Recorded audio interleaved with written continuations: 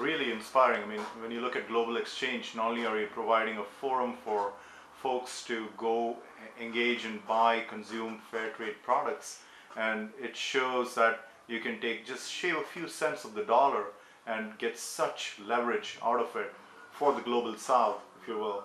And then next, you can actually get embedded in that community and watch, how that thrives, how that, those 2 cents on the dollar go a long ways in helping out that community. Yeah, and what people need to understand is the green products and the fair trade products have a market advantage against Walmart and Home Depot and all of them, because we want to tell the backstory of our producers and the impact on the environment. Walmart, Home Depot, Target, the backstory with them is about sweatshops and pollution. Yep. So they don't want to tell the backstory. Well, there's now technology that's almost ready to come on stream within the next few years, where you'll be able to take your handheld device, shoot the barcode of a product, and stream a video interview with the worker who made that product, or have endless information, because it's cloud-based, about that product and what its social and environmental impact was. That gives us an advantage in the marketplace, which is why I'm trying to take the Green Festival weekend event model into a permanent eco mall, green mart, green everything store, because we'll have a market advantage. And the kind of people who are concerned about this are more well educated, and that means they're higher income. They have more discretionary money to spend. Yeah, amazing what technology can do. Switching gears and actually touching upon what you just mentioned, you have been called the godfather of the Green Festival. So tell us a little bit more about the Green Festival. Well, actually, I confess that about 12 years ago or so, we were talking within Global Exchange and with some other organizations, Van Jones at the Ella Baker Center and some other groups, about buying a building. And I was coming from the standpoint of, yeah, it would be nice to all be together in a building, but what about the ground floor retail? The ground floor retail should be a green everything store. But I didn't know at the time about the green economy. I knew World Bank, IMF, the critique part I had done. So I thought, well, what would be an intermediate step before you try and do a green everything store? Maybe we should do a green event. So I went to Green America, what was then called Co-op America in Washington, D.C., and they have a green business network with thousands of companies, and there's a directory called the National Green Pages. This is the new 2011 version, and you can get it at greenamericatoday.org, and thousands of companies all over the country. So I went to them and I said, look, how about if we do an event in San Francisco? They're based in Washington. We'll reach out to your companies because they're already filtered. They have a very tight filter for social justice and environment. And we'll do an event and see if we can make it pay for itself. First one 10 years ago, right out of the box. It made money. We expanded then. Now we're in Seattle, Chicago, New York, LA. We've done Washington, Denver, Austin, and 2 shows a year in San Francisco. So it's almost like for the Green Mart Retail Eco Mall, the Green Festival has been the market opportunity assessment to see, is there enough of a market for these products to support a business model that brings it all together? And one of the things that happens in Green Festival that we're hoping will happen in Green Mart, well, we know it will happen, is what I call convergence marketing. If you have hundreds of organizations in one place, they're all putting out email, newsletter, website saying, come to this address. And it's the same address for all of them. So you're cross-fertilizing the constituencies of many organizations to the same place. This was the idea behind the original shopping mall. You'll have 30 or 40 stores all in the same place. You share the parking lot and the bathrooms and the cafes and all that, and you mob it up. Yeah, that's okay.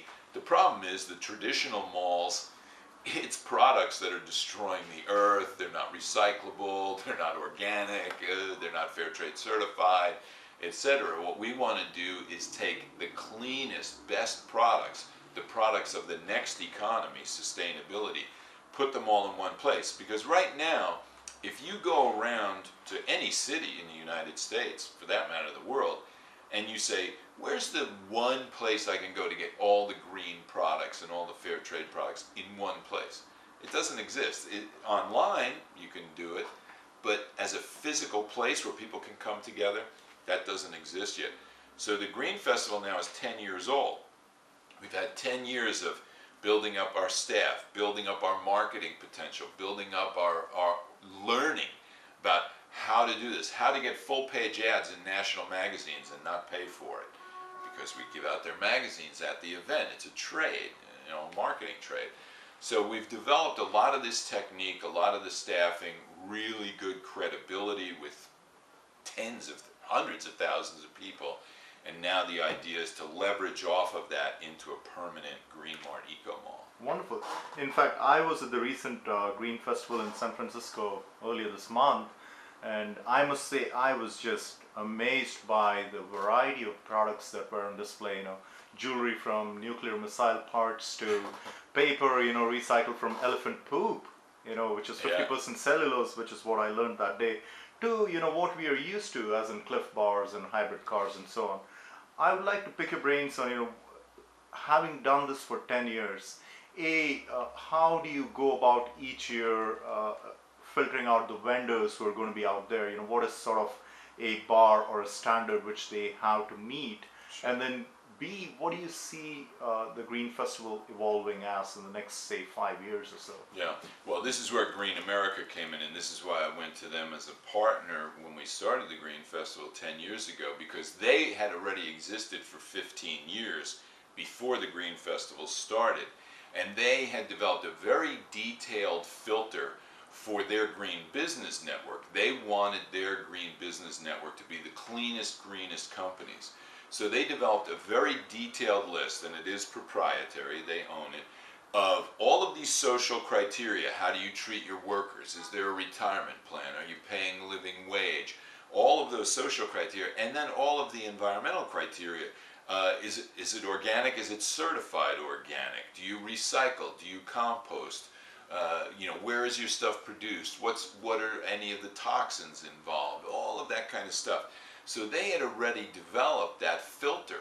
So we knew that we wouldn't have to do too much background research because that had already been done. But we do have a full-time person that when there's a company that's new to us, that full-time person's job is to do a background check. Who's the ownership? What are their practices? Are there any lawsuits against them? All of those kinds of things, which it costs us money. And sometimes it hurts us because there are companies that want to give us money that we say, sorry, you don't meet our criteria. We can't take your money. You can't be in the show. We've had some companies that we've kicked out of the show when we found out that they said it was organic, but it wasn't certified organic, or the company got bought by a bad company, and now it's owned by a bad company that we don't approve of, and they get kicked out. So there are times where, your values, your integrity costs you money. But integrity is about the most valuable thing you have, because if you lose that, losing money is bad, but you lose your integrity, that's it, you're done. So what the value of that, and this sounds like a crazy phrase, but the question is, how do you monetize integrity? And one of the ways you monetize integrity is to be able to say to your customers coming in the door, you don't have to worry about greenwashing here. We're enemies of greenwashing. Global Exchange and Green America developed in their early years fighting corporations. When Nike got rebranded as the Sweatshop Shoe Company, that was a lot of our work. When Starbucks decided to start buying fair trade certified beans, that was because we pressured them into doing it. We've had lawsuits against sweatshop companies operating in Saipan. We had a 3-year lawsuit that got $25 million for the workers who had been cheated out of their overtime pay. So we have all of that credibility of fighting corporate abuse. So obviously we're going to be very concerned about which companies are coming in here. And there are some companies, there are a limited number of companies that we call corporate innovators that don't yet meet our criteria completely, but they're moving in that direction, and we want to encourage them. So we say, okay, we'll let you in on the condition that you continue moving in this direction. And it's usually bigger companies that are making changes that if it were to go industry wide would really jump us forward towards sustainability?